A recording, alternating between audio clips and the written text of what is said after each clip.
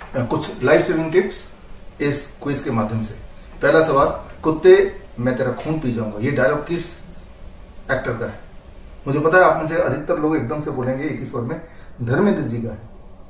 सच्चाई है कि धर्मेंद्र ने अपने पूरे करियर में कभी भी ये डायलॉग बोला ही नहीं, कुत्ते मैं तेरा खून पी जाऊंगा। अगर आपको यकीन ना हो तो थोड़ा और ढूंढिए, थोड़ा और आप रिसर्च कीजिए, आप पाएंगे कि ऐसा कोई डायलॉग उनका मिलेगा ही नहीं। उससे आसपास का डायलॉग मिलेगा, ये डायलॉग नहीं मिलेगा, कुत्ते मैं तेरा खून पी जाऊंगा।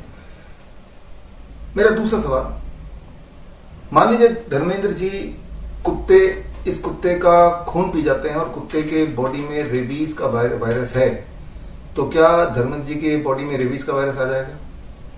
इंटरेस्टिंग है, आंसर मैं दे देता हूं। मेडिकल लिटरेचर में ऐसा कोई एविडेंस नहीं जिससे ये पता चले कि अगर इंसान कुत्ते को काट ले तो कुत्ते का रेबीज, उसके बॉडी का रेबीज वायरस इंसान के बॉडी में आता है कि नहीं आता है। ऐसा कोई एविडेंस अभी तक का नहीं है। चलिए इसको छोड़ते हैं, उसके आगे चलते हैं। इमेजिन कीजिए एक सिनेरियो जब कुत्ते ने आपको काट लिया और कुत्ते के बॉडी में रेबीज वायरस है, तो क्या आपके बॉडी में आ जाएगा? हाँ, चांसेस है कि आ जाएगा।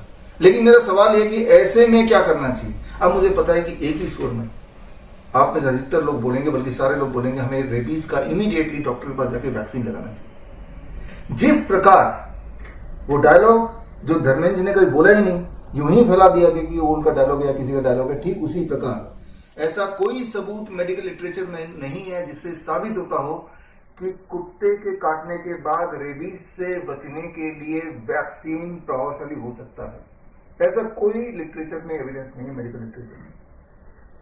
अगर आप ढूंढेंगे तो आपको क्लिनिकल ट्रायल मिलेंगे, one vaccine versus other vaccine, ये वाला वैक्सीन ज्यादा इफेक्टिव है इस वैक्सीन के। जबकि असली मेडिकल ट्रायल ये होता है कि कुत्ते को 100 लोगों ने काटा, 50 लोगों ने किसी वजह से वैक्सीन नहीं लिया और 50 लोगों ने ले लिया। जिन 50 लोगों ने लिया उनमें ज्यादा आयु थी या वो ज्यादा जिंदा रह गए, जिन्होंने नहीं लिया उनमें मोर्टेलिटी रेट ज्यादा हो गई, उनकी मृत्यु जल्दी हो गई।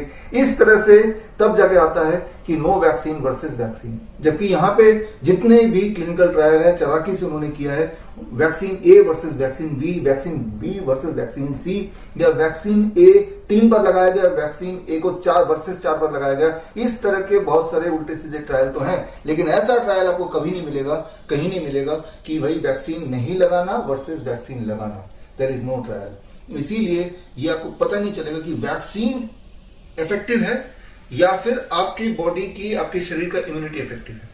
यहां ये सबूत मेडिकल लिटरेचर में जरूर है कि अगर किसी जानवर के काटने से आपके बॉडी में, आपके शरीर में रेबीज का वायरस आ जाता है तो हमारे शरीर में शक्ति है उस रेबीज के खिलाफ एंटीबॉडी प्रोड्यूस करने का। मेडिकल लिटरेचर में ये एविडेंस है कि आपका बॉडी सक्षम है कि कोई जानवर आपको काट ले और रेबीज वायरस आपके शरीर में आ गया, अब शरीर खुद ब खुद अपना बचाव के लिए रेबीज के खिलाफ एंटीबॉडी बना सकता है या बनाता है और इंसान मरता नहीं है। ये सबूत अगर आपको देखना है तो स्क्रीन पे दी हुई लिंक विश्वरूप.com/रेबीज में जाके आप देख सकते हैं। ये मैंने सबूत वहां डाल दिया। अब थोड़ा आगे चलते हैं, थोड़ा समझते हैं कि जब कुत्ते ने आपको काटा, ये मैकेनिज्म थोड़ा समझ लेते हैं। तो कुत्ते के मुंह से इमेजिन कीजिए कि रेबीज का वायरस आपके शरीर में आ गया।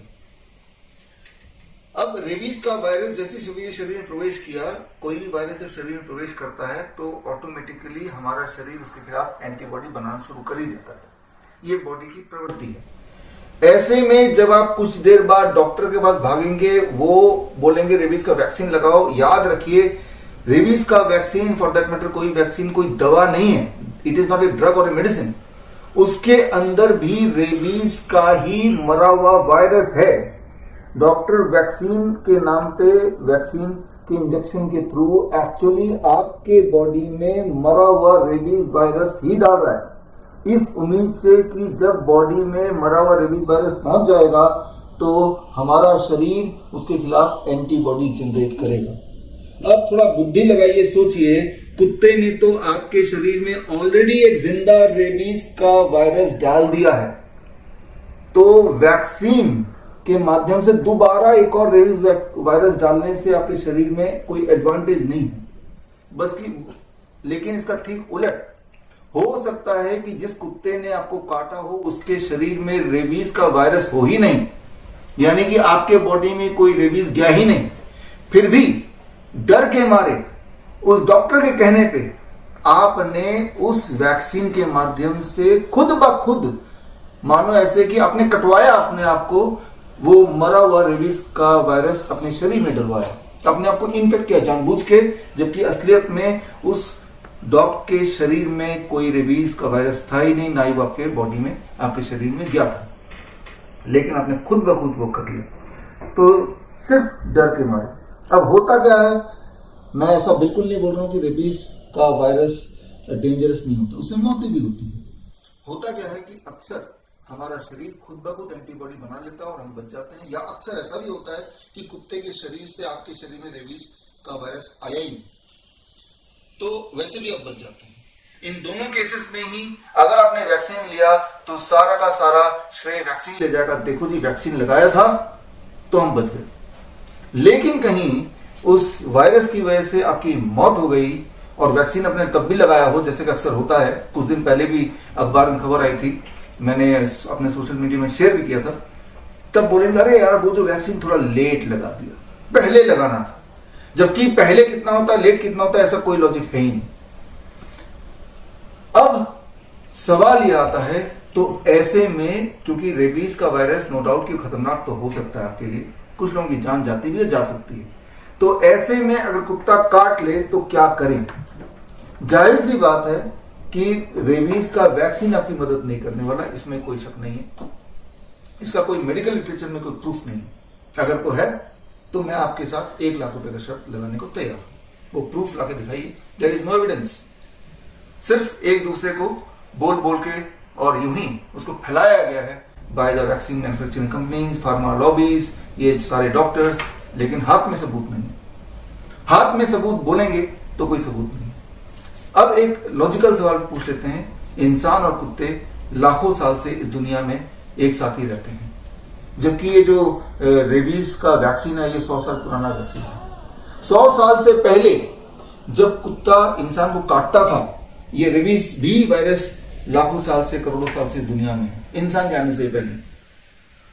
तो 100 साल से पहले ये रेबीज का वैक्सीन भी नहीं था, तो क्या तब इंसान कुत्ते के काटने से मर जाया करता था? Definitely not. तो तब क्या करते थे वो लोग? इसको अगर जानना है तो इसका सबूत मेडिकल लिटरेचर में है। अगर मैं बात करूं लंदन का हेरल्ड ऑफ हेल्थ 1894, इसमें अगर आप जाएंगे, या फिर द इंडियन मेडिकल गैजेट 1 अक्टूबर 1866, ये दोनों पेपर मैंने स्क्रीन पे दिए हुए लिंक में डाल दिया है, विश्वरूप.com/रेबीज, इसमें जाके ये दोनों पेपर आप पढ़ सकते हैं।